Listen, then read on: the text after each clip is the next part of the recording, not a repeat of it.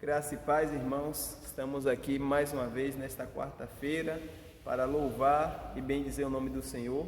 Depois desse mês, da mocidade, foi um mês muito edificante para as nossas vidas, Vamos iniciar o culto nesta noite cantando o hino 112, Vencendo vem Jesus.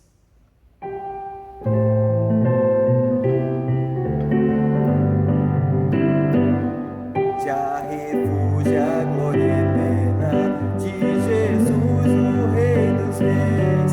Breve os reinos deste mundo seguirão as suas leis. Os sinais da sua vinda mais se mostram cada vez. Vencendo vem Jesus.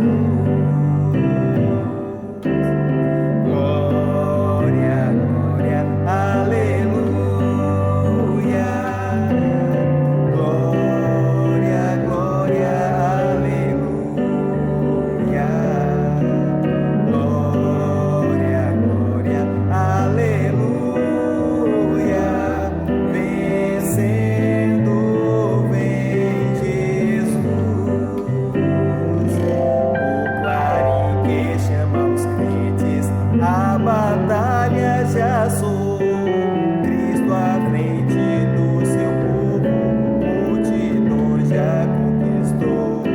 O inimigo em retirada, seu furor patenteou. Vencendo vem Jesus.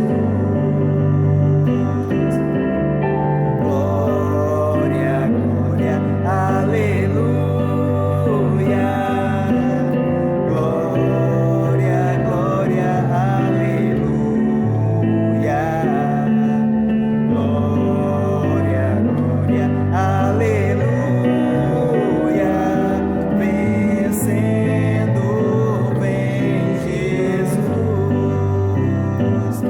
Eis que em glória refulgente sobre as nuvens descerá, e as nações e os reis da terra com poder governará.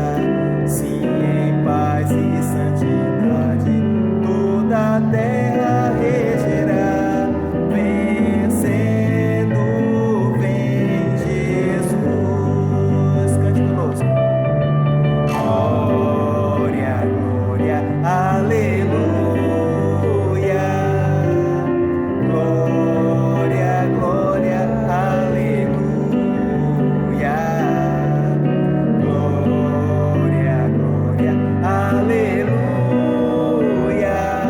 vencendo vem Jesus, e por fim entronizado as nações há de julgar, todos grandes e pequenos o juiz hão de encarar, e os remidos triunfantes em fulgor hão de cantar. Vencido tem Jesus. Glória, glória, aleluia. Glória, glória, aleluia. Glória, glória, aleluia. Vencido tem Jesus. Glória, glória, aleluia. Glória, glória, aleluia. Glória, glória, aleluia. Vencido tem Jesus. Vencido tem Jesus. Vencido tem Jesus. Louvado seja Deus. Deus continue abençoando a família Jerusalém. Grande abraço.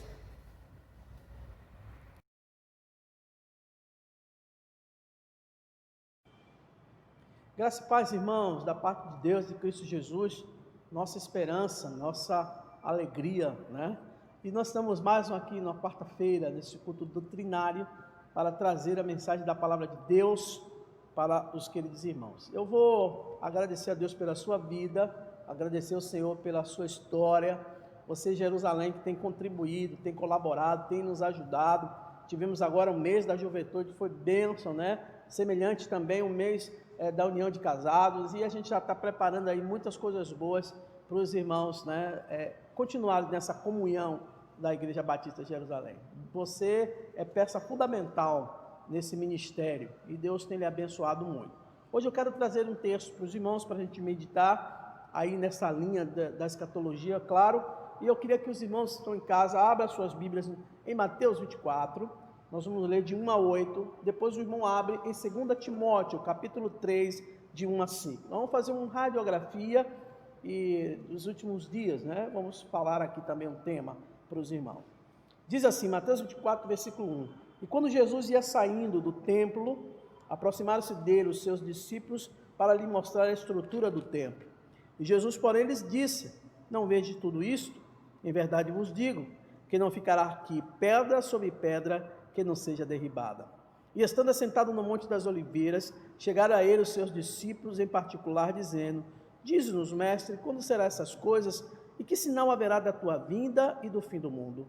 E Jesus respondendo, disse-lhes, acautelai-vos que ninguém vos engane, porque muitos virão em meu nome, dizendo, eu sou o Cristo, e enganarão a muitos. E ouvireis de guerra e de rumores de guerra. Olhai, não vos assusteis, porque é mistério que isso tudo aconteça, mas ainda não é o fim. Porquanto se levantará nação contra nação, e reino contra reino, haverá fomes, pestes, terremotos em vários lugares. Mas todas essas coisas são princípios de dores. Agora abra a sua Bíblia na carta de Paulo a Timóteo, em 2 Timóteo, no capítulo 3, e vamos ler a partir do versículo de 1 a 5.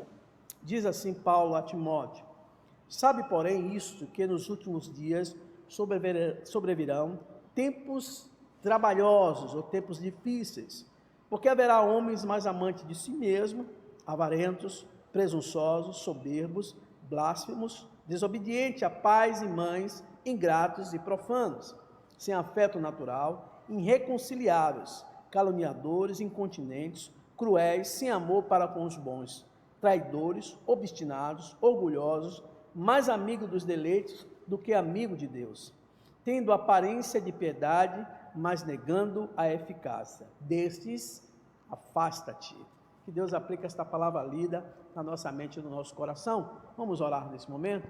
Pai Santo e Eterno Deus, nós queremos te agradecer pela oportunidade que o Senhor nos concede, ó Deus, de ler a tua palavra e aprender dela, porque essa palavra tem gerado vida e nos gera vida através de Jesus. Obrigado pela tua igreja, obrigado, Deus, pela nossa igreja, obrigado pelo povo da Igreja Batista de Jerusalém, abençoa todas as famílias representadas desta igreja, toma conta, ó Deus, desde as crianças até o mais idoso desta igreja, abençoa a nossa diretoria, abençoa a diretoria dos departamentos da nossa igreja, dos ministérios, que possamos, ó Deus, continuar a obra, que o Senhor sabe de todas as coisas, e o Senhor há de, ó Deus, nos ajudar em nome de Jesus. Obrigado por tudo, nós te agradecemos em nome de Jesus. Amém. Queridos irmãos, nas nossas lives das sextas-feiras, foi me perguntado no chat, mas não deu tempo eu responder, alguém nos perguntou se estamos realmente vivendo nos últimos dias e se eu tinha alguma prova bíblica para mostrar se isso é uma realidade. Aqui eu trago um paralelo dos acontecimentos físicos que está acontecendo no nosso século e dos acontecimentos do ponto de vista da moral, ou seja, os homens. Que tipo de homem tem andado na terra nesses últimos dias? Eu costumo dizer para mim mesmo, e até passar isso para os irmãos, que eu entendo que a Bíblia tem que mostrar a gente essas coisas. Eu fico triste, porque eu não gostaria de estar experimentando isso, mas ao mesmo tempo me dá uma alegria, porque antes de eu partir para a glória, Deus já me mostrou que sim é possível essas coisas acontecerem e vem acontecendo no nosso século. Então, acontecimentos em duas áreas que nós vamos aqui tentar, através da Bíblia, identificar se estamos ou não nos últimos dias. Esses acontecimentos vai acontecer, né, no caso, durante esse período, esse sistema de coisas que está lá em Mateus 24:3. A Bíblia fala também nas mudanças, nas atitudes das ações das pessoas que viverão nos últimos dias, segundo Timóteo 3:1. Quando você olha os eventos que têm acontecido e você olha o perfil de ser humano que tem andado sobre a terra, não tem como você não acreditar que nós estamos vivendo princípios sim de dores, ou seja, o prenúncio para a vida do Cristo. Então os acontecimentos do mundo, irmãos, têm mexido não só com a estrutura física, mas com as características das pessoas. Estamos provando nos últimos dias que tipo de reino está vindo sobre nós. Quando a Bíblia diz que o mundo jaz no maligno, a Bíblia está correta, porque é essa estrutura de violência que a gente tem vivido, essa estrutura de governos que nós temos vivido, e acima de tudo os acontecimentos em todo o planeta, né? Você vê a natureza se rebelando contra as ações humanas, porque os homens têm ferido a terra. Então essas coisas é para nós entendermos que Deus, eterno Deus, Criador de todas as coisas, tem nos alertado ainda no nosso século. Examinando aí as Escrituras, nós temos 3 aspectos, segundo Jesus, que marcariam os últimos dias. Primeiro, Jesus vai falar no princípio de dores. Como é isso, pastor? Ele vai dizer que se levantará nação contra nação e reino contra reino. Você tem visto isso? Claro aqui que você substitui reino para país, e nação é um país. Ele está dizendo que essas estruturas humanas, elas pregarão a paz, mas eles não viverão de paz. Eu me lembro do Império Romano, quando criou a Pax, ou em latim, Pax Romana, ou seja, a paz de Roma, ou seja, Roma estava sobre todo o mundo da época, e por estar governando o mundo da época, havia uma relativa paz, ou seja, ninguém se arvorava, ninguém se atrevia a levantar-se em armas. Claro que isso aconteceu depois, mas ninguém no auge de Roma se arvorava a levantar armas, porque Roma controlava a terra e controlava os mares. Então a gente tem visto isso, irmãos. Jesus disse que haverá escassez de víveres, terremotos num lugar após outro, e ele acrescentou: todas essas coisas são princípio de dores, de aflição. Mateus 24, de 7 a 8 está lá. Então, examinando separadamente essas coisas, a gente tem visto. Hoje, por exemplo, há um número enorme de pessoas que foram mortas em guerras, em conflitos étnicos em todo o mundo nos 100 últimos anos. O número de vítimas fatais de guerras no século XX foi 3 vezes maior do que todas as 2 guerras juntas, ou seja, a Primeira e a Segunda Guerra. Diz um documento do governo americano, chamado Moral History, The 20th Century Humanity. Ou seja, o livro traduzido seria uma história moral do século XX. O autor Jonathan Grover, ele escreve dizendo, abre aspas, calcula-se que no período de 1900 a 1989, as guerras mataram 88 milhões de pessoas. As mortes nas guerras do século XX têm sido numa escala difícil de compreender. Qualquer tentativa de calcular uma média do número de mortes não é real, visto que alguns dos 2/3, ou seja, 58 milhões, foram mortos nas 2 guerras mundiais. Mas se essas mortes tiverem ocorrido em intervalos regulares, durante esse período, cerca de 2.500 pessoas por dia teria morrido no mundo. Quer dizer, mais de 100 pessoas por hora, o dia inteiro e volta por anos, fecha as aspas. Então você pode imaginar o pesar e a dor que isso tem causado a milhões de seres humanos, aos seus parentes e amigos, porque perderam a vida por nada. Você liga a televisão, 80% desses programas, inclusive jornais sérios, é só falando sobre morte, sobre violência. Às vezes uma violência lá fora e as violências dentro de casa. Quantas mulheres têm perdido a vida pelos seus companheiros? A gente tem visto filhos cometendo atrocidade contra os pais, pais cometendo atrocidade contra os filhos. Apesar da grande produção de alimentos no mundo, nós temos visto também outra característica, que nos últimos dias há escassez de alimentos. O texto vai dizer escassez de víveres. Segundo os pesquisadores, nos últimos 30 anos, o aumento na produção de alimentos ultrapassou o aumento da população.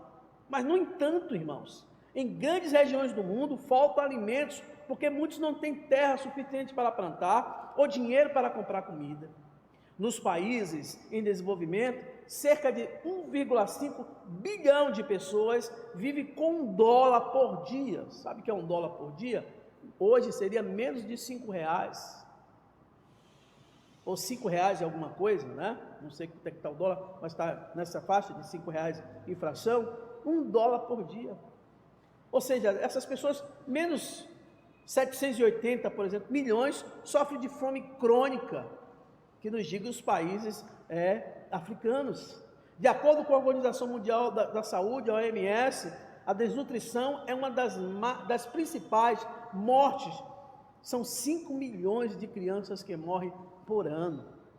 E você ainda pergunta se estamos vivendo o princípio de dores? O que se pode dizer a respeito, então, dos preditos terremotos, né? Aliás, inclusive, aqui na Bahia, né, que a gente se orgulhava tanto, né? No Brasil não tem isso, na nossa Bahia não tem isso. Aqui em Mutuípe e algumas regiões do Recôncavo Baiano, a terra tremeu, 4,6 na escala Richter. Então, segundo o Serviço de Pesquisa Geológica dos Estados Unidos, desde 1990, há uma média de terremotos o suficiente para destruir prédios por cerca de 17 anos. A gente tem visto isso. A média dos terremotos são fortes bastante para causar destruição quase total de prédios que caem, né? Por conta do tremor da terra.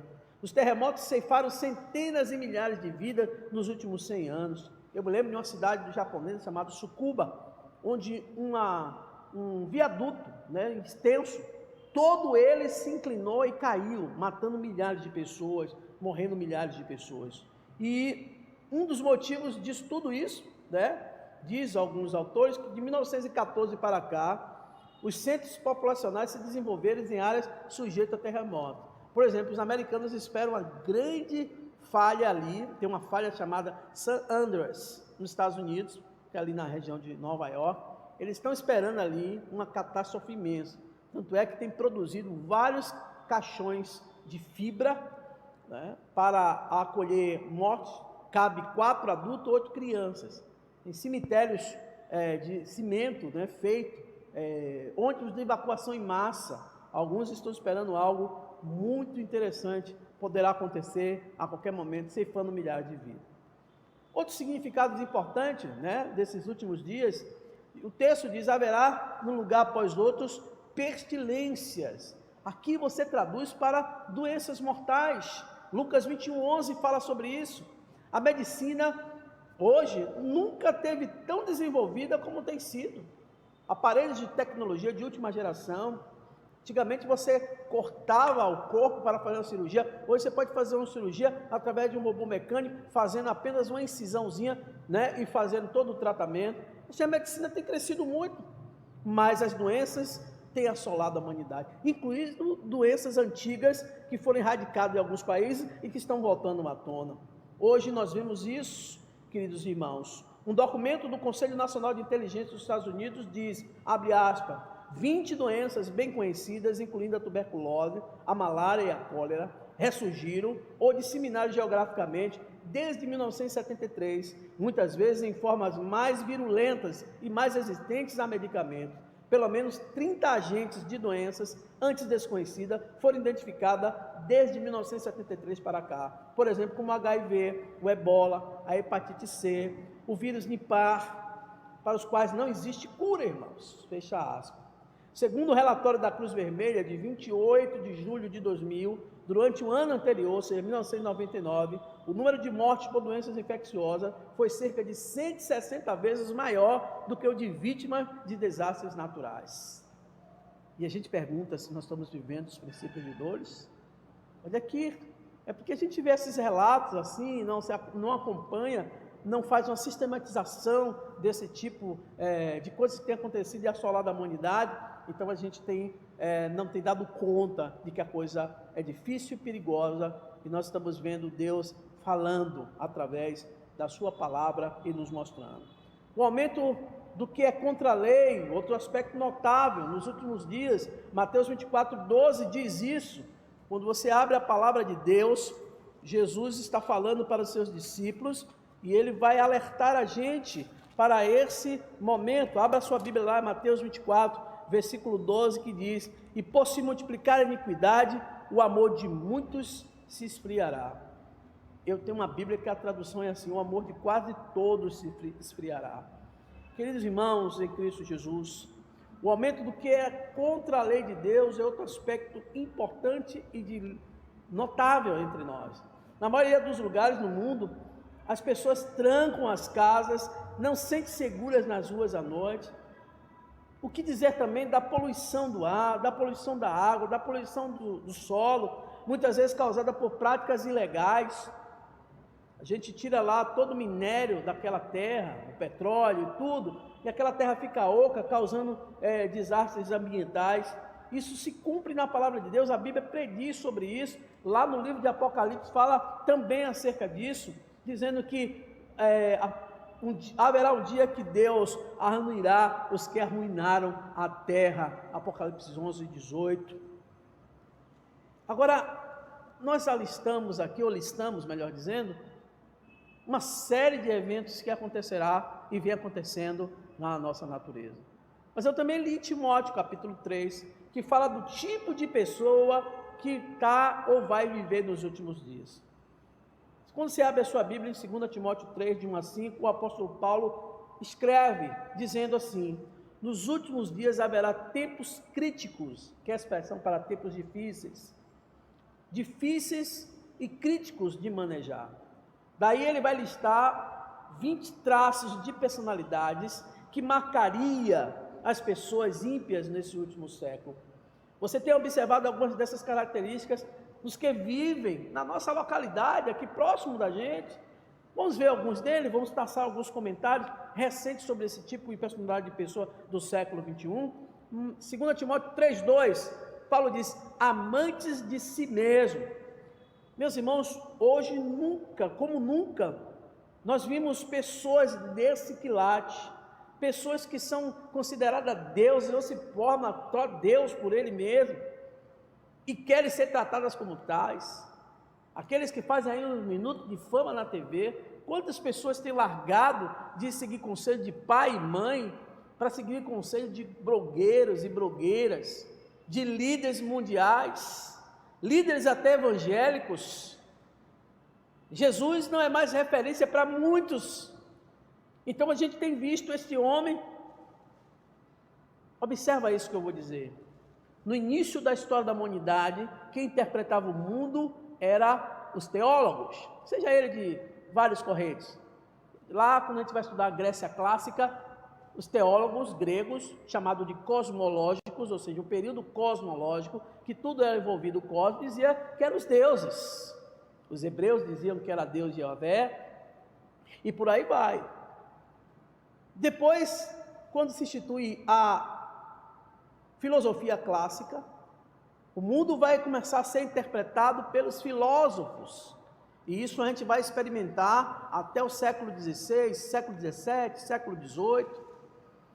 Depois o mundo vai se transformando, né? Há um evento que acontece no século XVI, chamado Reforma Protestante, e aliado à Reforma Protestante, vem um movimento de libertação, chamado Iluminismo, onde os homens queriam agora respostas sem um viés teológico, e sim pelo viés da ciência, ou seja, o que a ciência não prova não é verdade. É esse homem que surgiu, e aliado a esse tipo de pensamento iluminista, veio um outro parente próximo a ele, que era um movimento chamado romantismo.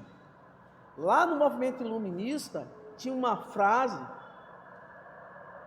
que dizia mais ou menos assim: penso, logo existo. René Descartes vai falar sobre isso. Mas aliado à fala de René Descartes, o francês filósofo, vem a frase também de Jean-Jacques Rousseau. Ele estava em uma ilha fazendo um experimento e disse que ele se sentia parte daquela natureza. E ele cunhou uma frase dizendo: sinto, logo existo. De lá para cá, todos os segmentos da sociedade têm sido influenciados, inclusive as religiões.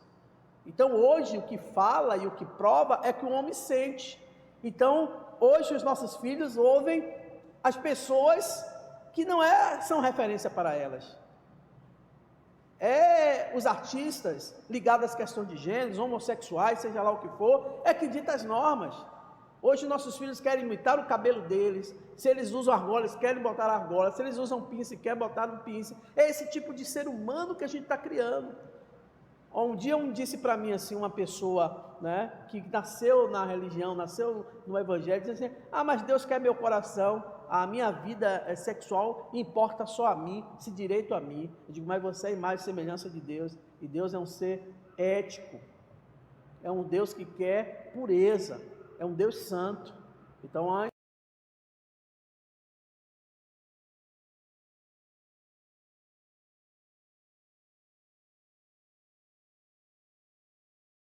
artista, todo mundo, você vai fazer uma reportagem, aí o cara diz: vai você cantar. Eu me lembro de uma coisa interessante, irmãos, de um jovem aqui em Salvador, que ele foi pego roubando uma pessoa, foi preso, e lá dentro do carro da polícia, lá no Camburão, ele começou a cantar, e viralizou no Brasil, ficou famoso, um tal de Me Libera Nega, ou Me Leva Nega, um negócio desse. Então todo mundo ficou famoso, MC para cá, MC para lá. É isso, irmãos, quem interpreta o mundo hoje são os artistas, infelizmente. E nem sempre os artistas advogam sobre Deus, falam sobre Deus. Então é esse tipo de homem que Paulo está dizendo, né? Isso você vai ver, homens que são amantes de si mesmo, são os deuses. Paulo diz: cujo Deus é o seu próprio ventre, ou seja, essa expressão cujo Deus é os seus próprios interesses. Paulo, 2 Timóteo 3, versículo 2, ele diz: amantes do dinheiro. Quando ele vai usar a expressão mais amigo dos prazeres do que amigo de Deus, ele vai dizer lá no capítulo 2, versículo 2 do capítulo 3: porque haverá homens amantes de si mesmos, avarentos, presunçosos, soberbos, blasfemos, desobedientes a pais e mães, ingratos e profanos. Ou seja, homens avarentos, ou seja, amantes do dinheiro. Em tempos recentes, o espírito egoísta do materialismo tem se tornado a mais forte moeda no meio do povo. A menos que a sociedade encare você como rico, sua vida não vale nada. Tem gente que tem perdido a vida por causa de R$1. Porque eu não tenho nada para dar, eu só tenho R$1. O ladrão vem e mata. O ladrão vem e mata. Então, queridos irmãos, encare isso como a verdade. Paulo diz também lá no versículo 2 do capítulo 3: desobediente aos pais. Pais ficam intrigados de ver um filho de 4 anos dando ordem a ele: eu quero isso, eu não quero isso, eu quero essa forma, eu quero desse jeito. Ou um filho de 8 anos gritando: eu odeio você. A mídia tem trazido isso através das telenovelas. Isso é um dado não meu, da revista americana chamada American Education. Está lá esses dados. Nunca se gastou tanto. Há uma indústria, você sabia, por trás de tudo isso, movimentando bilhões. Quando aqueles programas ou aqueles filmes, né, eu me lembro que na época surgiu os irmãos Jonas Brothers cantando, e influenciou uma geração de pessoas. Só que quando os irmãos Jonas Brothers botam gel no cabelo, botam uma camisa diferenciada, as indústrias por trás estão dando a eles para vestir, eles não pagam nada para usar os produtos, porque ele vende, porque o menino lá quer ficar igual. Aí depois veio o fenômeno Justin Bieber. Eu estou esperando agora o próximo. Não vai demorar muito, vai chegar o próximo. E é assim, irmãos, porque essa indústria movimenta bilhões. A ideia de Satanás é descaracterizar o máximo que ele puder o mundo criado por Deus. É essa versão da Bíblia que a gente não entende. Então a gente tem que estar atento a tudo isso, porque nós estamos vivendo sim princípios de dores. Paulo fala dos homens dos últimos dias como sendo homens desleais.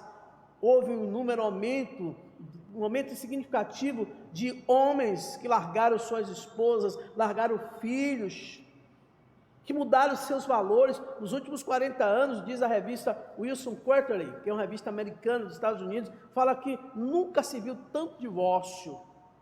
Teve uma época aqui no Brasil que chegamos a bater 200% o número de divórcios.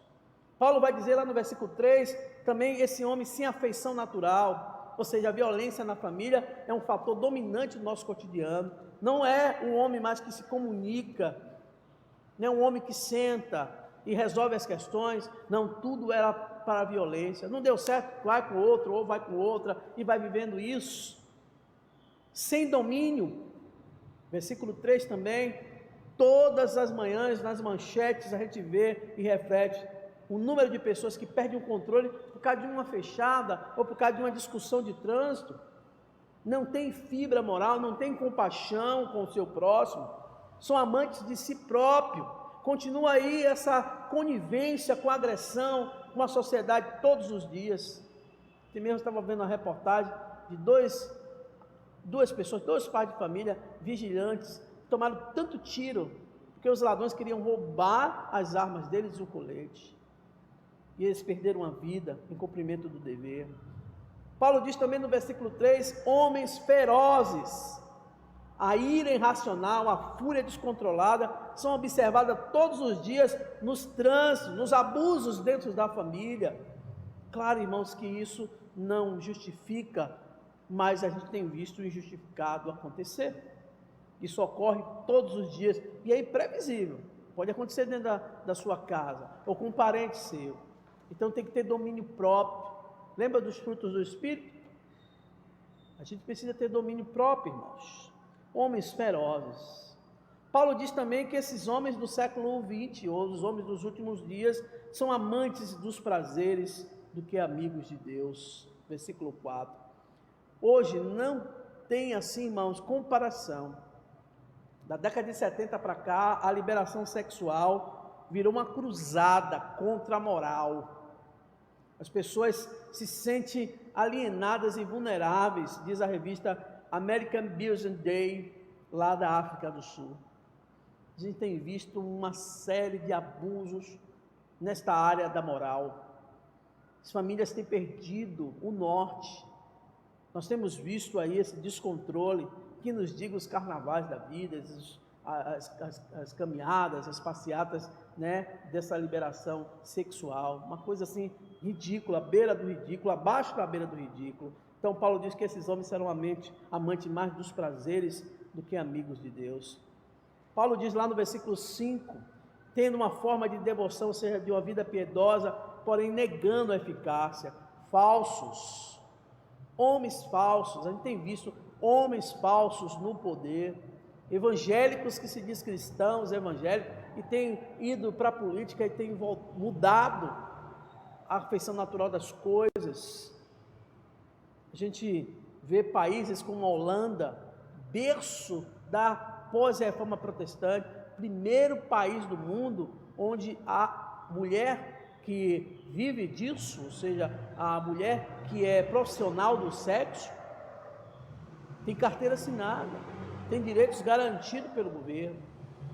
A Holanda foi o primeiro país a botar quiosques, né, para que a pessoa descarte a seringa que ele usou, tá, ali para se drogar, e pegue outras seringas para continuar se drogando. É esses tipos de mudança que a gente tem visto em países que foram berços da reforma protestante. De um modo geral, irmãos, a gente tem vivido isso, a gente tem percebido isso. E aí quando você faz essa radiografia lá de Mateus 24, e de 2 Timóteo capítulo 3, você se pergunta, como será o nosso futuro então? Como será o futuro da humanidade?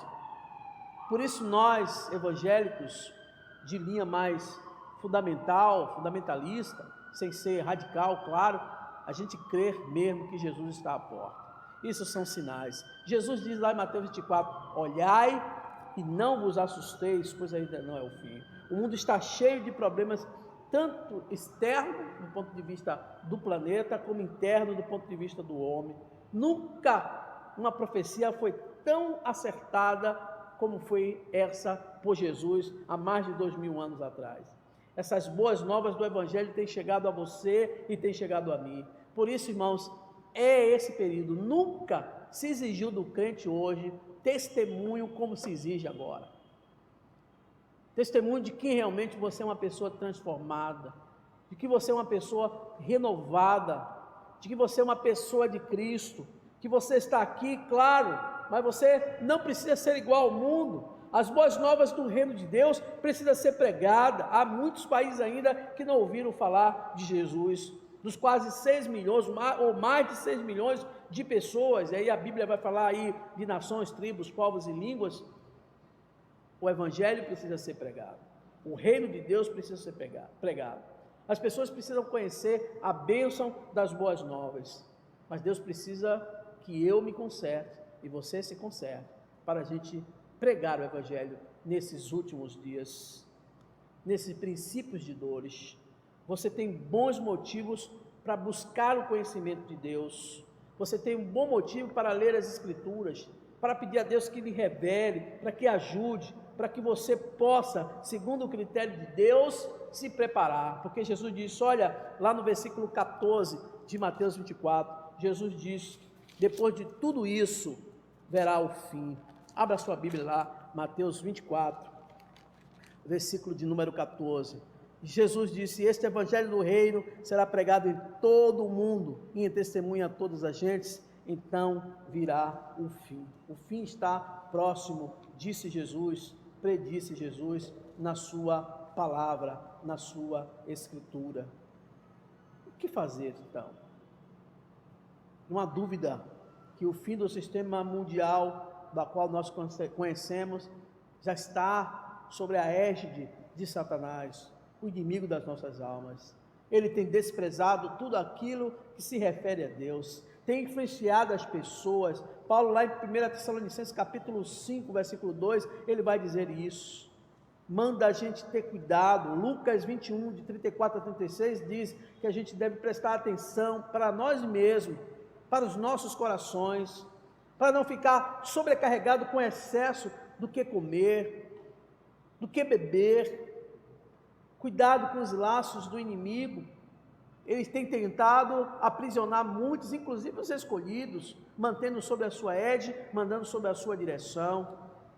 Mas nós não fomos destinados à perdição. Você foi destinado à salvação em Cristo Jesus. Por isso se posicione, fique de pé diante do Filho do Homem de Deus, para que você se encontre digno de aceitação. Somente aqueles que tiverem a aprovação do Filho de Deus através de Jesus tem perspectiva de passar por isso, de sobreviver a essa crise mundial que a gente tem vivido. É importante que você use as ferramentas da fé. Cuidado, irmãos, as guerras, a escassez de alimento, os terremotos, epidemias, o aumento daqueles que são contra a lei de Deus, a degradação da terra, nós temos visto isso no planeta. E as pessoas que são amantes de si mesmos, segundo Paulo, amantes do dinheiro, a gente tem visto isso também, desobedientes, soberbos, desobedientes a pai e mães, ingratos, desleais, pessoas sem afeição natural, sem autodomínio, ferozes, violentos, amantes dos prazeres, religiosos hipócritas. Nós temos visto. Mas Deus busca verdadeiros adoradores, adoradores que têm conhecimento abundante da sua palavra. Daniel 12:4 diz, e a ciência se multiplicará.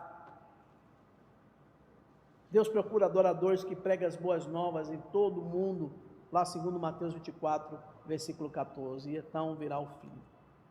Então eu fiz uma radiografia dos aspectos do mundo em relação aos acontecimentos, e nos aspectos moral das pessoas que estão sobre a terra, nesses princípios de dores. Sim, cremos que nós estamos vivendo já o início, porque quando você partir daqui, eu espero que você parta com Jesus, sabendo que todas essas coisas a Bíblia registrou nesse sermão profético de Jesus. Que Deus nos abençoe, que Deus tenha misericórdia de mim, que Deus tenha misericórdia de você, e nos ajude a estar firmes, constante, fiel ao Senhor, porque a sua vinda não tarda. Por isso a gente fez uma radiografia daquilo que a gente entende, que nós estamos já no começo dos princípios de Deus. Que Deus lhe abençoe, te guarde, em nome de Jesus. Que bom, irmãos, a gente está aqui nesse culto, nessa mensagem de quarta-feira, pregando o Evangelho do Reino de Deus e alertando o povo de Deus, né? Alertando um amigo que assiste o nosso canal. Aliás, você pode também participar, se você gostou desta mensagem ou de outras mensagens que a gente tem pregado aqui, não só o pastor, mas todos que têm passado por este púlpito. Dá aí o seu like, seu joinha aí que você gostou. Se quiser escrever, pode escrever no nosso canal. Se quiser ativar o sininho para receber as nossas notificações, será muito de bom grado, bem-vindo. E se você também quiser fazer comentário e compartilhar esse vídeo para abençoar mais vidas, fique à vontade, nos ajude na propagação do Evangelho. Esta igreja tem essa preocupação em mostrar o Evangelho genuíno de Cristo, daquilo que entendemos como verdade do Reino de Deus. Vamos orar nesse momento, agradecidos a Deus, ao Senhor, lembrando que próxima sexta nós teremos aí o nosso estudo no livro de Apocalipse, né? Fique atento, nós temos o capítulo 12, né? Estudo o capítulo 12, e nós vamos falar sobre questões importantes do Reino de Deus. Nós vamos falar das coisas que são pertinentes ao Reino de Deus. Então, fique atento para que você, junto comigo, possa estar estudando essa parte. Capítulo 12, a gente vai falar da mulher e do dragão, que significado é esse, que simbolismo é esse, e depois, na outra sexta, a gente provavelmente vai entrar no capítulo 13, falando sobre a besta que subiu do mar e a besta que saiu da terra. Que significado é esse, que simbolismo tem esse por trás? Também participe dos nossos cultos na terça, na quarta, no domingo pela manhã, domingo pela noite. Os nossos grupos também têm feito live entre eles, né? As reuniões entre eles têm sido bênção também. Amém? Deus te abençoe, vamos orar, agradecidos a Deus, encerrando mais um culto para a glória de Deus. Pai Santo, Senhor Deus e eterno Pai, nós te louvamos, Senhor, pela sua graça, pelo teu amor, pela sua misericórdia. Ó Senhor, nos guarda, nos livra do mal. Ó Deus, que nós possamos cada dia mais acharmos diante da tua presença merecedores daquilo que o Senhor tem preparado para nós. Ó Deus, instrumentaliza o teu povo na tua palavra, para que possamos crescer cada dia mais nela, que nós possamos estar prontos e preparados para a grande vinda, para aquele grande dia glorioso do Senhor Jesus, quando virá buscar o teu povo aqui na terra. Abençoa todos os teus filhos, guarda livros do mal. Nós oramos pela fé agradecendo e oramos em nome de Jesus. Amém. Que o Senhor te abençoe e te guarde, que o Senhor faça resplandecer o seu rosto sobre ti e tenha misericórdia de ti. Que o Senhor sobre ti levante o seu rosto e te dê a paz. Deus abençoe, meus queridos irmãos. Deus fique em você, com a sua casa, com a sua família. Um abraço.